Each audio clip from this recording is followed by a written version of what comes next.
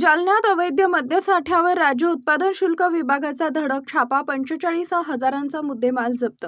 गोंदेगाव झोपडपट्टीत एक्साईजची मोठी कारवाई, शेकडो दारूच्या बाटल्या जप्त. अवैध मद्य विक्रीला चाप, राज्य उत्पादन शुल्क विभागाची धडक मोहीम, एकावर गुन्हा.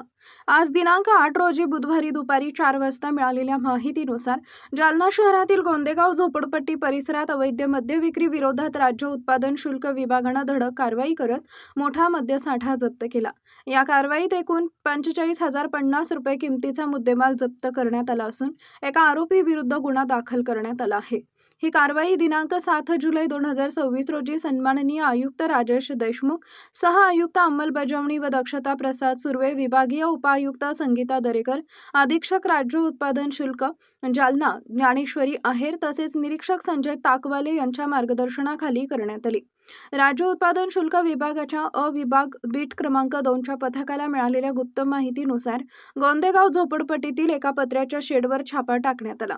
या कारवाई दरम्यान देशी दारू संखू 17 संत्राच्या 180 मिलीच्या 504 सीलबंद बाटल्या, इम्पिरियल ब्ल्यू व्हिस्कीच्या 9 सीलबंद बाटल्या आणि रॉयल स्टॅग व्हिस्कीच्या 11 सीलबंद बाटल्या असा अवैध मद्यसाठा आढळून आला.